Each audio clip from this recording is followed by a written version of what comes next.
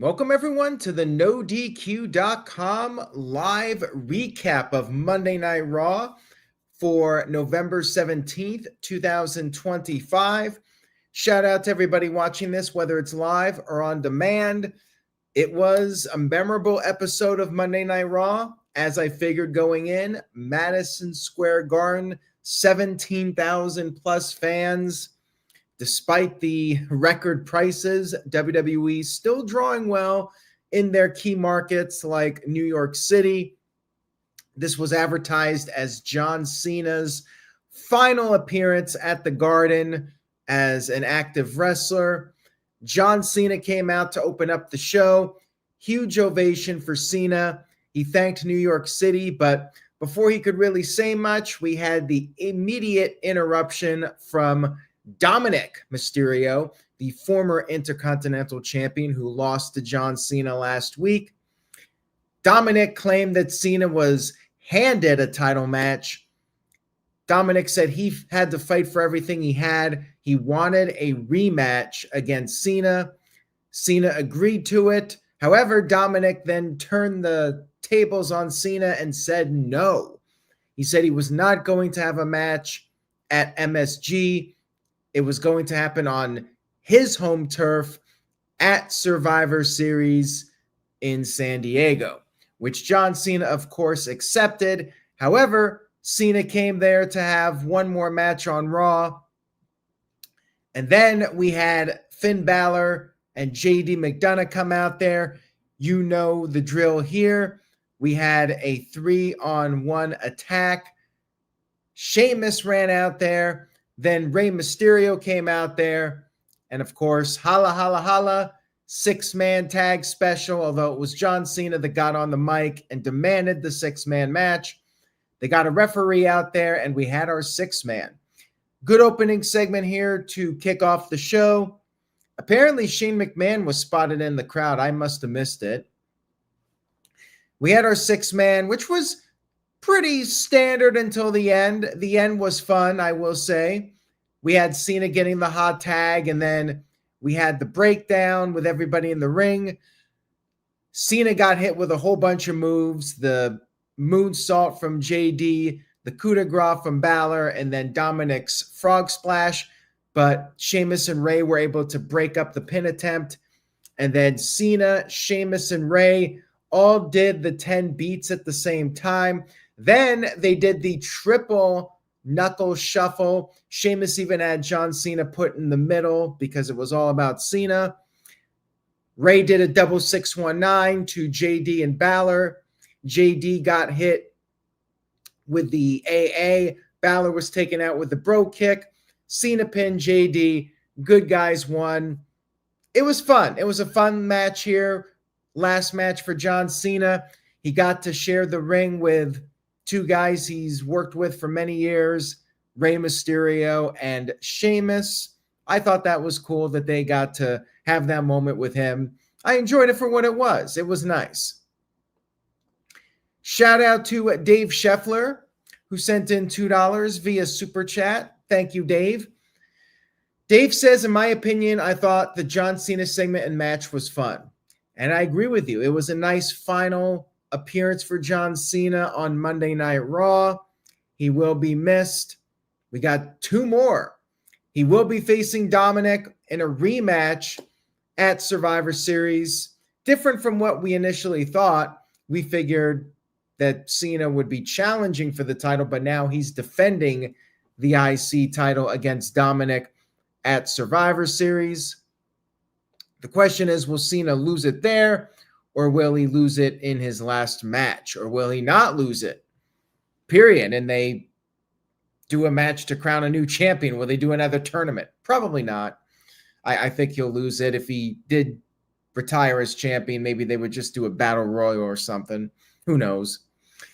Moving on here, we had Paul Heyman meeting up with the Raw and SmackDown GMs backstage. And Heyman gave them a contract revealing the 5th member of their team. And they were both like, WTF. Now, spoilers did come out earlier in the day that gave away who these final participants would be. But it was more or less expected, I think, for this show. I think a lot of people were able to guess who these last two guys were going to be in the men's match, but we'll get to that in just a little bit. We had Judgment Day. They were having words with these celebrities at ringside. One of them was a New York Rangers player, and there was a big brawl between them.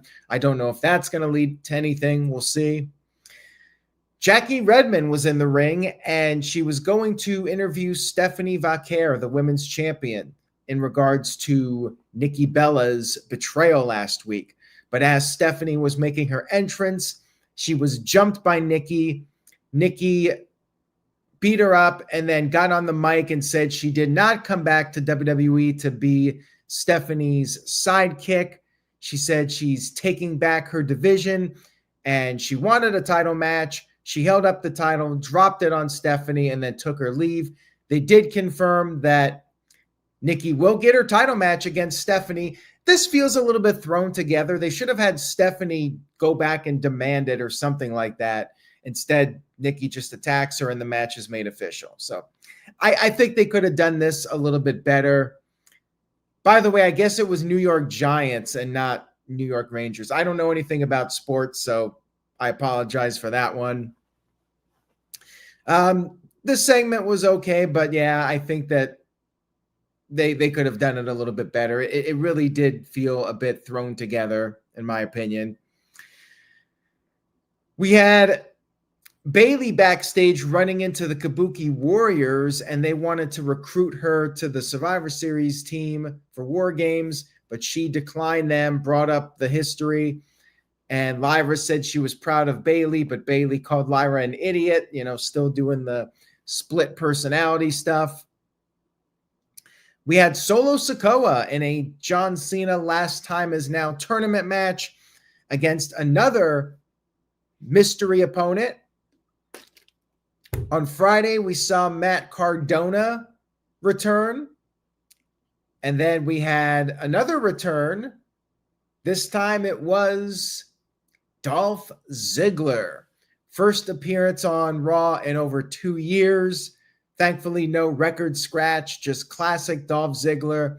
It was a fun match, solid match here. Ziggler got a great reaction, as you might expect. Ziggler was able to avoid the Samoan spike. He hit the zigzag, but Solo kicked out of it. Then he delivered the super kick. He went for another zigzag, but Solo blocked it.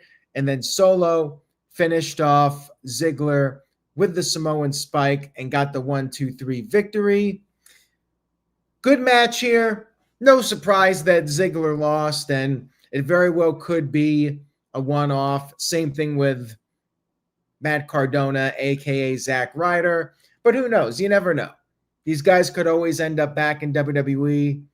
Ziggler, one would think he'll be in the Hall of Fame at some point. I don't think we've seen the last of either of them. I just don't know if we're going to see them on a regular basis in the near future. Plus, they may be under contracts with TNA and so forth. So who knows? But I think we'll see them again down the line. Maybe not full-time, but in some capacity. It was a nice moment, and I'm glad we got Ziggler and Ryder out there, considering their history with John Cena. Shout out to Dave is a Beastly, who sent in a $2 super chat. Thank you for that. Says, should WWE bring back TTTP like in 2003 to 2005? I presume you're talking about tribute to the troops. And I could take it or leave it. I didn't really watch the shows because they were basically just for the troops. But it was a nice gesture to do it, no doubt. It was a cool thing for WWE to do. And that's up to them. If they want to do it, go for it. But it's TKO, and if there's not money to be made, then they might not feel bothered by it. But I think it was a cool thing when they were actually traveling overseas and doing the matches for the troops. But then they kind of watered it down, and, they wouldn't leave the country. And I think it was a good idea at the time with what was going on in Iraq, but now I don't know. I mean, that the problem is if they bring it back, they got to bring it back for the right reasons. So that's my take on that. All right, let's get back to Raw here. We had, well, wait a minute, real quick. Shout out to this guy. Much love to this guy Experience, who sent in $2. Says, any room for Survivor Series predictions video? Guess am getting ESPN. This guy will get you on. Email me and I'll make you part of the panel. So thank you for that. This guy will get you on for Survivor Series predictions. Back to Raw, we had Alexa Bliss come into the ring for a promo. She vented about Charlotte Flair ignoring her calls and texts. And Alexa said they can get the titles back, but it's hard to get trust back. And then we had the Kabuki Warriors with Nia Jax and Lash Legend interrupting. And they said it was going to be fun to take out Alexa. They surrounded the ring. But then Rhea Ripley and Io Sky came out there. We had a brawl. And then Charlotte Flair ran down with a kendo stick and took out Nia and Lash and helped up Alexa. Looked over at Rhea, and it looks like Charlotte is, in fact, in the group, although it wasn't officially confirmed. But I presume Charlotte is in, and that leaves one woman for each side. And I think I have a feeling who the final two will be. More on that in just a few moments. All right, now we move on to Becky Lynch versus Maxxine Dupri for the Intercontinental Championship, the Women's IC title. Becky was holding up the title, and Maxxine took advantage with an immediate big boot when the bell rang, but Becky did kick out, and then Becky was quickly able to regain the advantage. However, she kept yelling at the referee.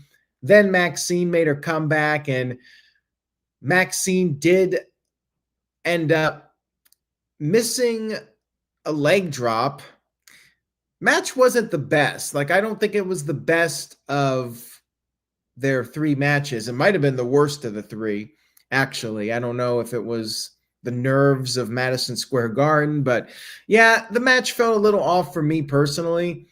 And then Becky threw Maxxine out of the ring and was once again arguing with the referee, and she exposed the top turnbuckle. But then we had a surprise appearance from AJ Lee, who came down, and Maxxine came off the top with the crossbody, got the 1-2-3 victory, taking advantage of AJ Lee and the distraction. Maxxine Dupri is your new women's Intercontinental Champion.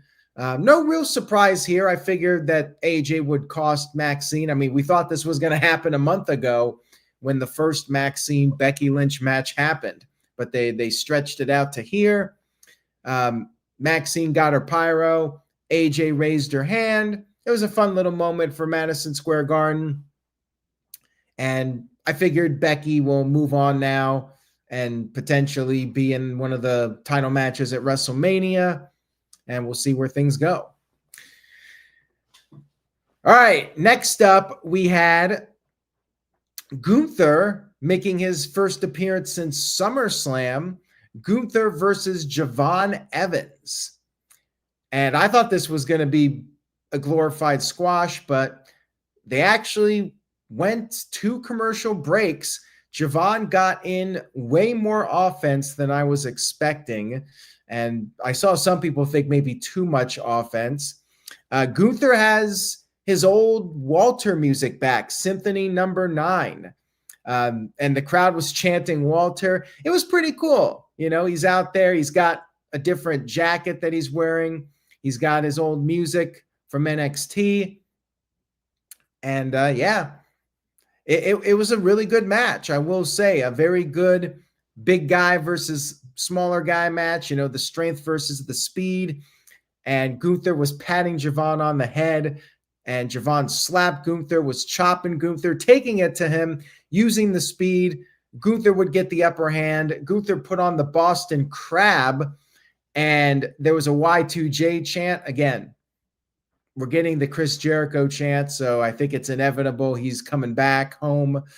And then Gunther slammed Javon on the apron after Javon went for a suicide dive.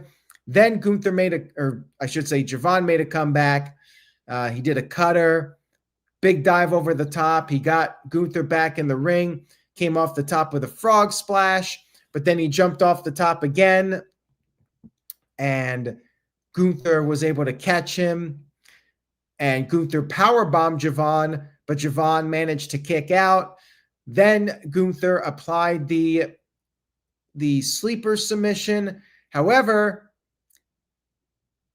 Javon was fighting. He almost got out, but Gunther was able to get him back in the center, and Javon eventually had no other choice but to tap out. Very nice showing here for Javon. Not the slaughter that I thought it was going to be, so some people might not like that. Maybe they thought Javon was getting too much offense in, but I did enjoy the match.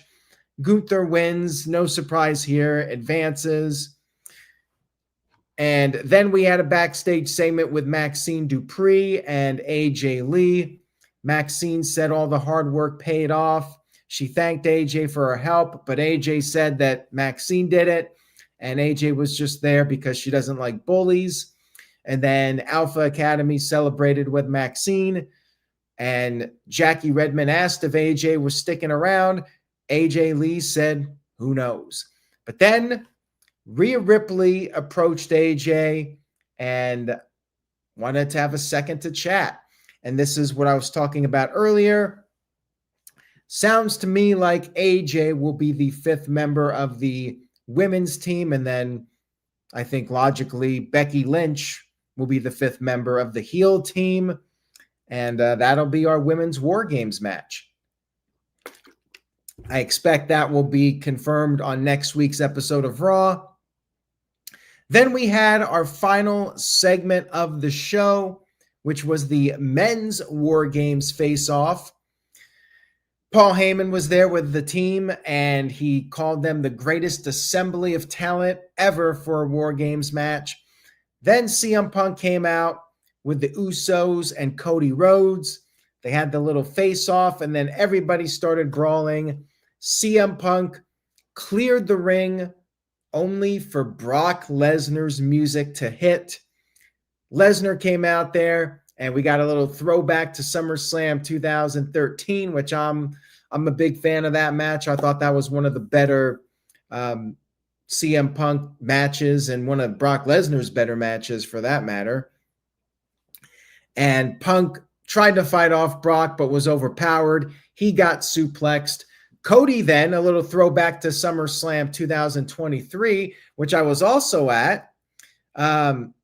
Cody went toe-to-toe with Brock, but he got suplexed as well.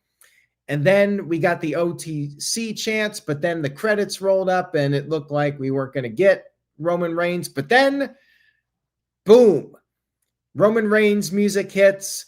He comes down, and he sends Brock Lesnar out of the ring. And then Bronson Reed attacks Roman, tries to go for the tsunami again, but Reigns pops up, takes him out with the Superman punch. And then we had the New York Police Department showing up, flashback to like the 1997 Raw when Austin stunned Vince McMahon for the first time. They were out there, and then Reigns speared Bronson Reed through the barricade. Kind of an overdone spot at this point, but a couple of the NYPD guys got in the crossfire, so that was a little bonus, a little cool addition to this. And that was the end of the show. So it was a great Raw. I definitely thought it delivered for Madison Square Garden. Not really too many surprises, just for the fact that even before stuff leaked out on Monday, I figured Brock Lesnar and Roman Reigns would be the last two guys, and it's MSG, so only made sense for them. AJ Lee coming back, MSG, not surprised. Dolph Ziggler, I was moderately surprised about him, only because he did an interview and said like he's been enjoying TNA and didn't necessarily want to come back unless it was to help TNA. But this was the main roster, so it did make sense. Before I give my final point for the show, or points, Dave Scheffler sent in $5. Thank you, Dave. Much appreciated. Dave says, early predictions, Punk's team wins, Brock can't coexist with anyone. Well, that's a very solid prediction there. Brock Lesnar is usually not one to play well with others, and that could be the downfall of the Paul Heyman team, where something goes wrong between Brock and the other guys. Maybe Brock just walks off. Who knows? But yeah, I think that's a very good prediction right there, that something will happen with Brock and it'll lead to the downfall of the Paul Heyman team, the Vision. But we'll talk about that next week when we do our predictions for Survivor Series. Shout out to Building Nexus, who sent in a $2 super chat. Similar idea. Thank you for the super chat. Says, what if Brock Lesnar or Logan Paul walk out of War Games? I mean, Logan Paul could be a possibility as well, but Brock Lesnar is known for being the type of guy that doesn't team up with people. And Logan, he's trying to butter up to Paul Heyman, and Logan might be part of the group full time. We'll have to wait and see what happens, but he could end up walking out. I have my early predictions for the match, but I'm going to wait and see what happens next week before finalizing them. And of course, we do have that predictions video. We'll probably talk about these possibilities and maybe even on the No DQ review this week. Shout out to Jeremy Dorset, who sent in $2. Thank you, Jeremy. Says Drew McIntyre needs to bring back Broken Dreams. I could see him doing it before his career ends. I could see him having one more run with that theme song. I'm all for it. I mean, his current theme is fine, but to me, that would be a classic, and I'd be very much up for that. It's got to be the right time, though. So maybe it's WrestleMania. Who knows? All right. So final thoughts on Raw.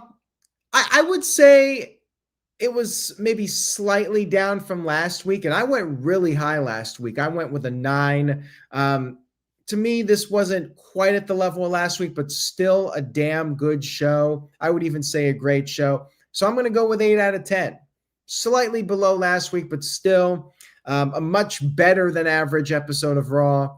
An eventful show with a lot of star power. Roman Reigns, Brock Lesnar, AJ Lee showing up. John Cena for his final appearance.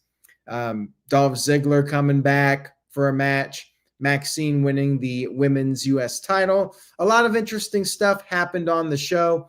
Gunther coming back as well. And Javon Evans having a good showing. So most of Raw, I think, was definitely worth checking out. Not too many slow moments on the show. Thank you all so much for watching this episode of the No DQ Raw recap. I hope you enjoyed it. And we will be back Tuesday night at 7 p.m. Eastern, 4 p.m. Pacific for another No DQ review to discuss Survivor Series and discuss where things are going for that. So stay tuned. And by the way, follow NoDQ.com on TikTok. No DQ is on TikTok now. Check it out. No DQ, DOTCOM. I think you have to use the handle at No DQ, DOTCOM. I'm sure you can find it if you search on TikTok. So make sure you give us a follow over there on TikTok. Have a great night, everyone. Say yes to NoDQ.com, and I will see you all next time.